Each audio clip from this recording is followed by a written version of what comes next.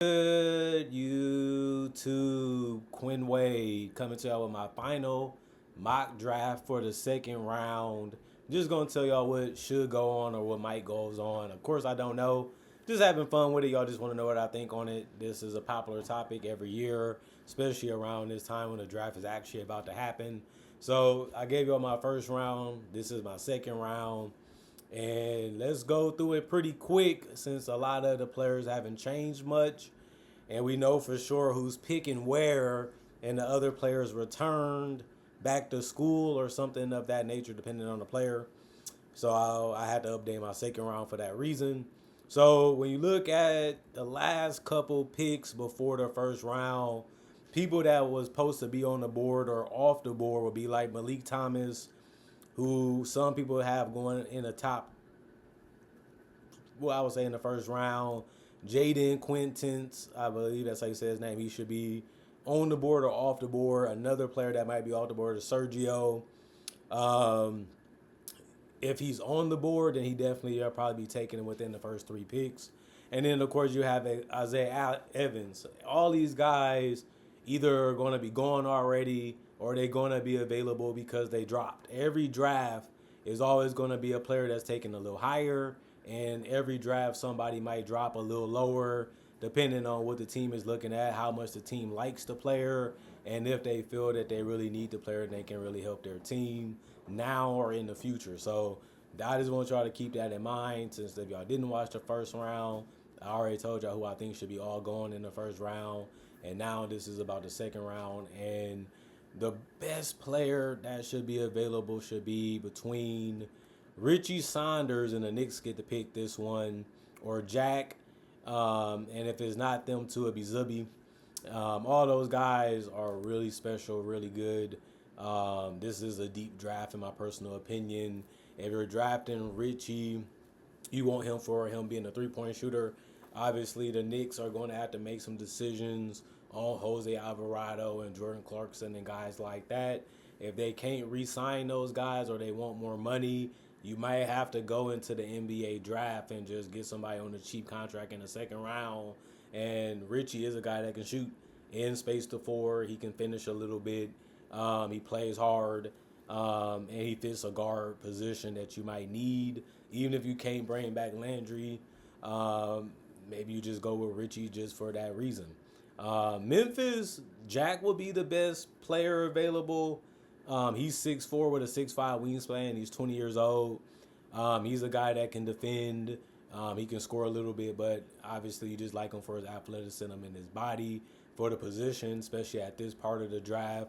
If you want me to be honest, the Grizzlies don't really need another wing because they already have Jalen Wells and Cedric Howard. They'll just be drafting him because they feel like he can be a good fit off the bench, or they just feel like he's going to give them the best value at that position in the draft.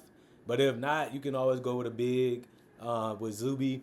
He's 6'8", 245 pounds with a 7'2" wingspan. He's older, 22. He can defend and he can protect the rim. He understands what he needs to do when he's out there on the court. Those players are always essential to success. But we know the Grizzlies, especially if they trade Ja Morant this summer, are not going to really be competing for a playoff spot or a championship. So do you want the guy that can give you the best fit or the best value, or do you just want a guy that can do the most for you and fill some type of a need? That will be their decisions that they will have to make. Of course, if you're the Nets, you want more scoring and people that can handle the ball. Do you want to go with Alex Zarabin out of UConn? He's way older, but he is a guy that can shoot and space the floor, and he can move without the ball. Joshua Jefferson, he's good as a defender and as a team player, but he's also older, but he is 6'8" with a 6'11" wingspan. So you can get some more things out of him in the future, and he can really give you some wing depth that they lack when it comes to defense and when it comes to skill. When you're the Kings, you're just looking for whoever can come in and play. Like I said, when you're this late in the draft, you're not really getting somebody that can really just blow you out the way. Like, it's going to be very rare to find a really good player with upside because either you're going with the guy that you're not wanting trying to miss on, or you just feel that this player is more proven. And if you feel that way, that's all you're going to really find in the second round. So I can see them taking Alex just because he got good IQ. He can defend a little bit and he can shoot the three. That's basically what you want from a wing, and he can do all of that out the gate, so it can make sense for them to go in that direction.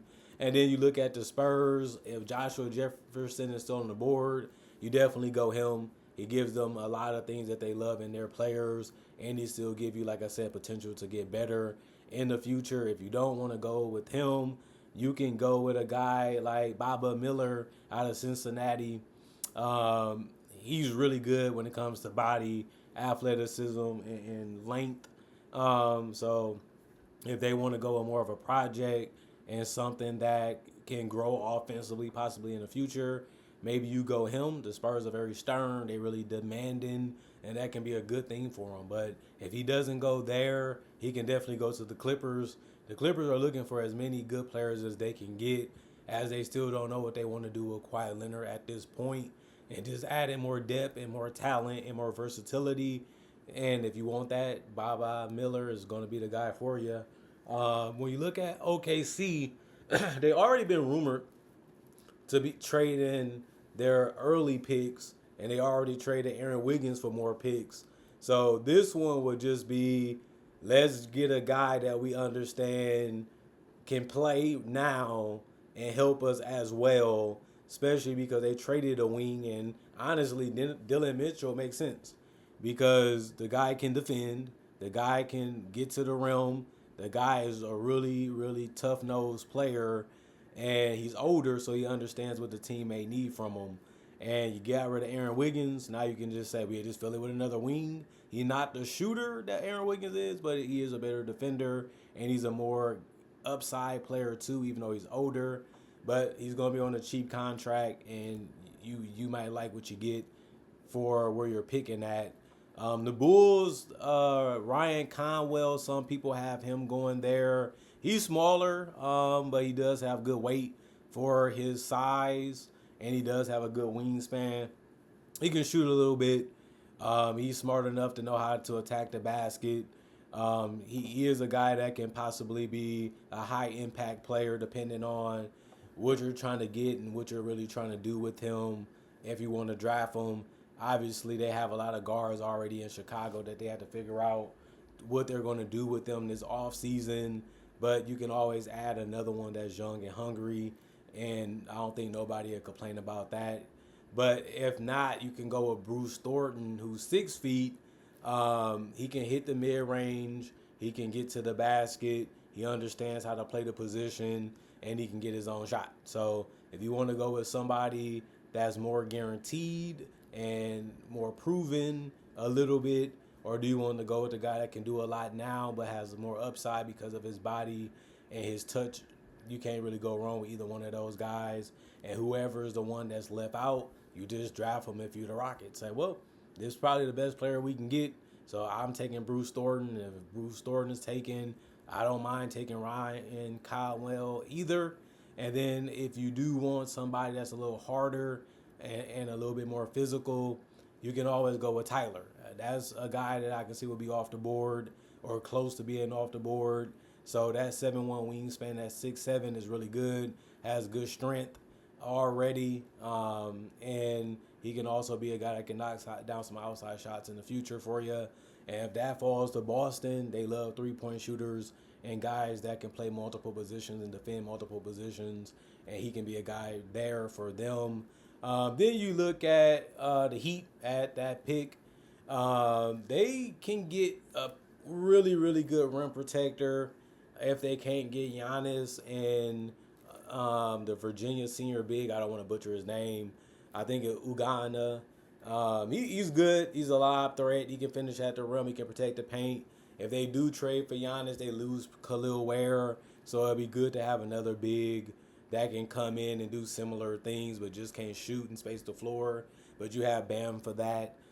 You can play him at the 4, play Giannis at the 5, or play Giannis at the 4 and Bam at the 5. You'll get a still good defensive front court either way, and you will still get a big that can space since Bam can do it now.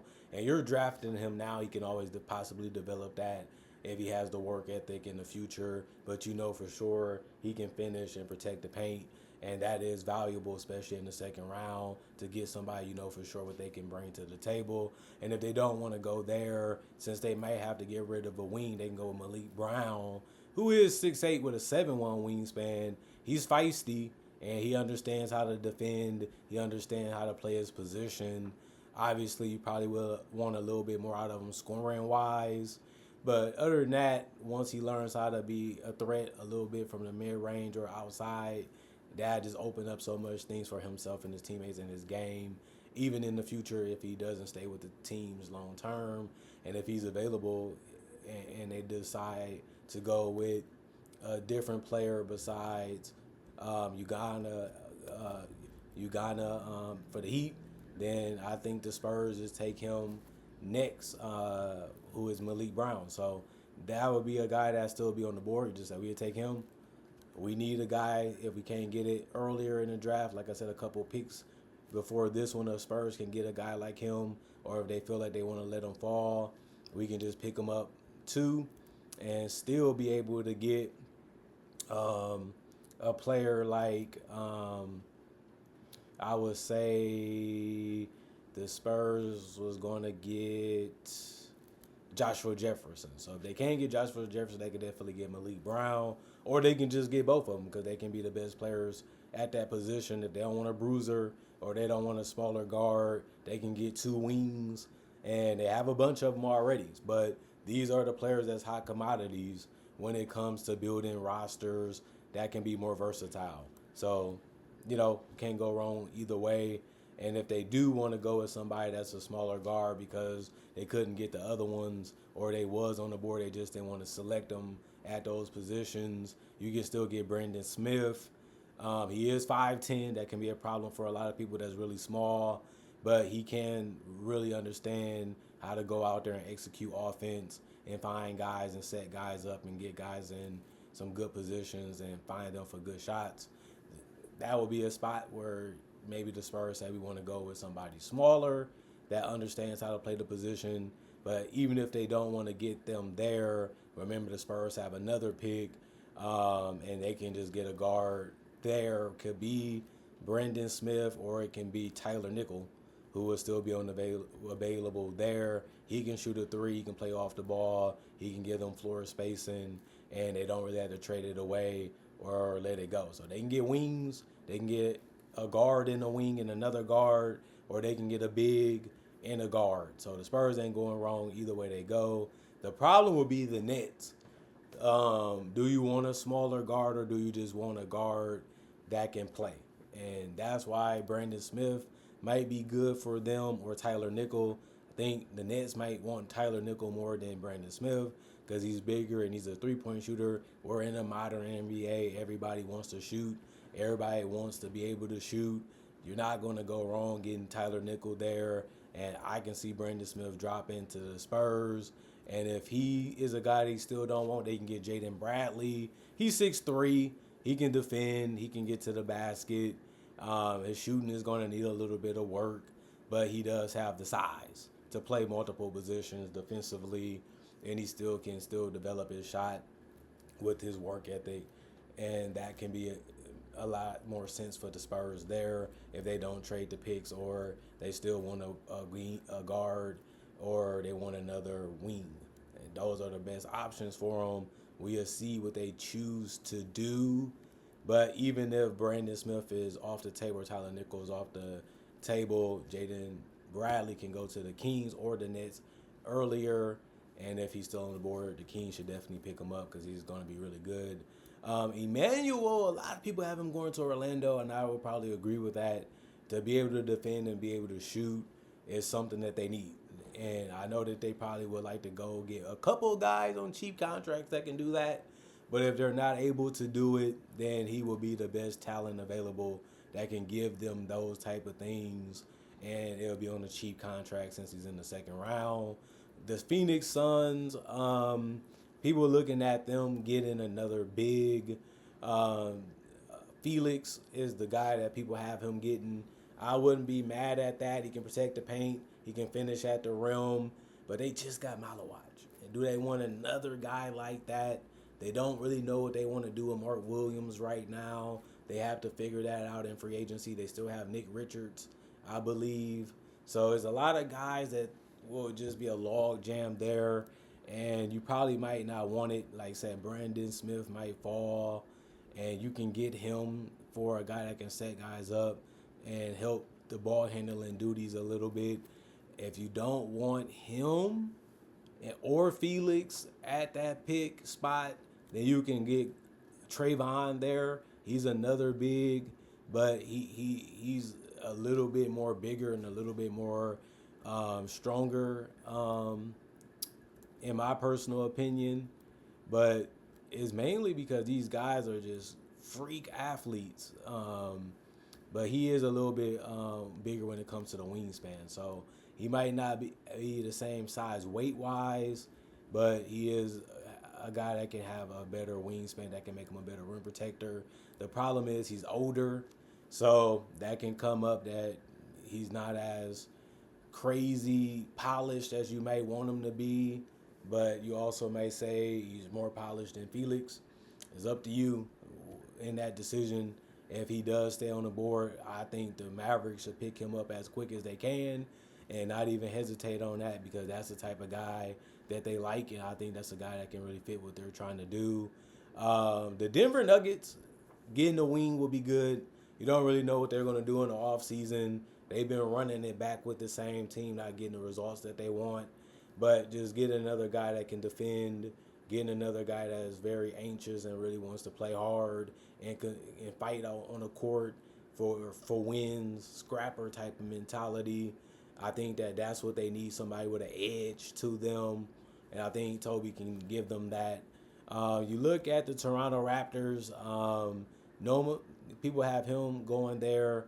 He's a guy that can create his own shot and make a three, but he is smaller, and they do have Emmanuel Quickly, but he's always injured, and you just want another guy that can handle the ball and make shots. So I think that you can try him out. If you like him, then you just keep him on a rookie contract until he shows that he's worth more, or he's just worth bringing off the bench his entire time there.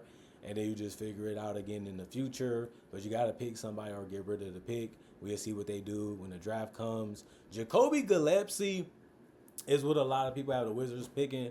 They got a lot of guards, though. So I don't think they're going to be in a rush to pick him. It just will be, he's still a good player, and we're not going to be mad if we get somebody that understands how to run the position and also provide spacing. Like I said, we in an era where floor spacing and shooting is a premium, and you have to pay the price for it, or you have to get it as soon as you can, and then you'll pay the price for it later. So we know for sure they got Trae Young. He's going to play the bulk of the minutes, but having another guy that can do some similar things isn't bad. You're just going to have to get rid of somebody else that's going to possibly want playing time. The Los Angeles Clippers will be next. People have them taking Nick. I don't have a problem with that. He's 6'7", 225 pounds, 6'10" wingspan. He can finish. He can make a three. He's a defender. Those things are a given. And, you know, the more wings that they can get, they can trade them in the future. They can package them together and get somebody that they like more, or just find a way to get somebody with a little bit more upside, since they're kind of doing a retool thing. But if they don't want to do either of that in the position that they are in, Nick will be a good addition to their team, or just getting a guard that possibly fell later in the draft that can run that point guard position. They can do that as well as a backup to Darius Garland. And if they don't want to continue to keep Darius Garland for whatever the reason is, that's what they can do in the first round. And if they don't figure that out in the first round, they definitely have a lot of options in the second round. And they can also take Ortega. He's a guard that can be available at that position that they can pick, and he has a lot of potential. He's not going to be great right away in the NBA, but you can figure that out as you try to see what you're going to do with Kawhi Leonard and a roster around him. But he'll be available too if you want to guard or if you want the wing, Nick will be there as well. And if Ortega falls, I think the Rockets just pick him up as fast as they can. They need guys that can collapse the defense. They need guys that can handle the ball, and is going to help Fred VanVleet a lot, who's coming from an injury. So I do feel like he'd be a good fit there. Jaden Henley will be available for the Warriors. I don't think that they shouldn't take that.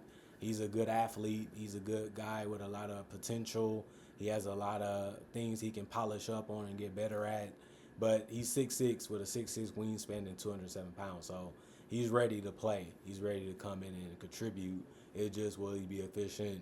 Will he be a good decision maker and things like that?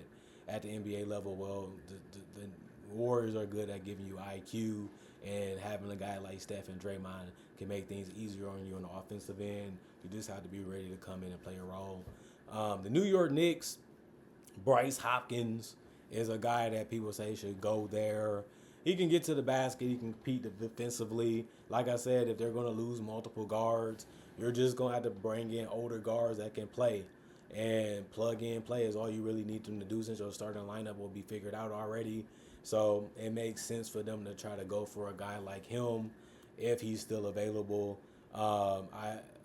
Nelson out of Florida, he's another guy that's really good. I think the Bulls might want to try to take him, or if Bryce Hopkins falls a little bit, I think they can pick him up at this point. But 6'8", 7'3" wingspan, that's really good. And he's a guy that can protect the rim and finish at the rim. So if the Bulls can't get him, then they should get Bryce Hopkins. If Bryce Hopkins is gone, Nelson is a good pickup right there. Nick Boyd for the Atlanta Hawks, he's another good player that's the best you can possibly get at this point of the draft. 6'1", 6'3" wingspan doesn't really blow your mind or anything like that, but he knows how to get his own shot. He understands how to play the position. Sometimes that's all that really matters, is somebody that can give you 5 to 10 to 15 minutes. Injury might pop up, or something might happen, and you just need somebody that you can trust with the ball, and he can do that. Michael will also be on the board if you just want somebody that can defend at the guard position or play a little bit of wing. He's more versatile, so if you want to pick him, if you the Hawks, might as well go for it. The Pelicans might want a guy like Nick Boyd, because they guard play isn't the greatest. Although they do have Jeremiah Fears and other guys, they're not the greatest decision makers. They're more scorers. Depending on how you want to build your team and how you want to play it out, you have options to try this and try that out, and then you can make those decisions in the future. But if you don't really care about having another guard as a point guard, Michael can be another guy that you can get at that point in the draft, and he can give you something that you don't really have, which is perimeter defense outside of Herb Jones, really. Minnesota, they can get Trey. He's 6'8", 6'11" wingspan. He got a post presence. Got good basketball IQ is what people say. Got good height, like I said before. So at this point, he's going to be as good as you can get when it comes to a wing that can do some standard things. And like I say, you're not paying him a lot. You're just asking him to come in and be himself and develop along the season and just accept his role on the roster. And then the Wizards get another pick. You can say Aaron should be the guy they pick up. He's 6'5", 6'10" wingspan. That's really good. A guy that really knows how to compete on the defensive end, and he can get to the basket. I just like his body. I just like his athleticism, and I just like the fact that he wants to go out there and play hard. I think that that's something that is all that matters, is can you just get the normal things figured out and also just be a plus in other areas too. And I think that that's a good way to look at it when you're in the second round. What can I really get that can help me now, or is it even worth picking? Some of these teams going to look at it and say, well, we got a lot of similar players that just getting cash, but there's not a lot of teams that can give you cash right now, because a lot of them in salary cap hell or already in the first or second apron. So a lot of these teams are trying to get the cheapest players they can get that can still hoop and bring things to the game for them right out the gate. That's the whole purpose of the second round for me. They might not have the most potential. They might not be the greatest athletes. They might not be the greatest players, but at least they can come in and play a role for you and contribute within the minutes that they're allowed to give you. And we done seen a lot of players that they look good because of the position they're in and understand that that's why they're out there in the first place, and it's not really trying to get in the way or do too much. Let the starters do their job and let me come in and do mine. And that's why I see a lot of these players are either going to get drafted anyway, or they're just going to get traded to another team that got the role for them or feel like they can fit that role for them. And I do see a lot of these players either getting traded for a veteran that's already in the league, or they're just going to be the veteran in college that just makes it to the league because it's their time.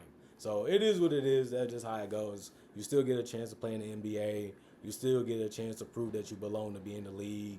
You still may get a chance to be a star in the future. You just got to look at it and say, I got in. I worked my butt off to get drafted. I worked my butt off to be in a situation where I can still be on TV, enjoying this moment with my friends and my family. And I've put myself in a position to where I can be a millionaire, possibly for the rest of my life. And I also get to play the game that I love for a living. So that's the way they should look at it. That's the way it actually goes. I'm not saying these players suck. I'm not saying these players are bad, but they do understand that this is a hard contract to keep, a hard contract to prove yourself on, but it's a business. The NBA looking at it, we gonna give y'all so many good things just for being a part of this business, that if you play it right and you do it right, you can make a name for yourself, or you can just get the cash and go on about your life anyway if you're not good enough to stick and not good enough to stay, or you just lose interest. Like, this is not a forever thing for everybody. Everybody don't want to be an all-star. Everybody don't want to be a superstar. Everybody can't be that for every roster and every team that they're on anyway. So they're just going to get a nice opportunity to make it, and we just going to have to see who makes the best of it and who really does well when that opportunity calls or when it happens on draft day. So best of luck to all them hoopers that might get drafted.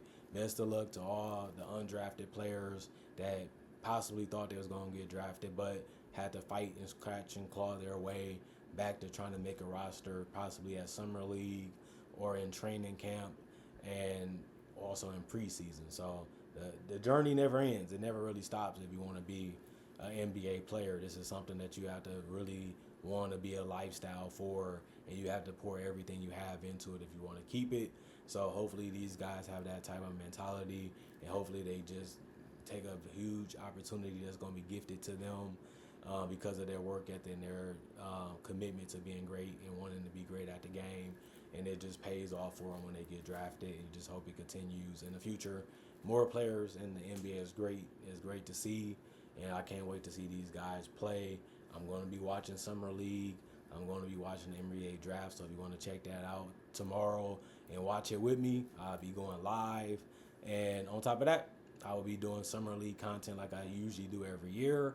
So make sure you comment, like, subscribe, and share, and hit that notification bell to get that analysis when it first came out if you ain't did it already. And then on top of that, see y'all tomorrow. Thank y'all for being loyal subscribers. Thank y'all for being fans. Thank y'all for enjoying the content that I make and put out on this channel. And all I can say is y'all stay blessed up. Y'all stay good. Peace. And I'll see y'all hopefully tomorrow with some draft content to follow up this with. So can't wait to see the new players in the league. Can't wait to see the new faces of the league. And can't wait to see how these players play and develop and become future stars and future role players for the teams in the future and in the present. And I just want to see how some of these guys' careers pan out and go.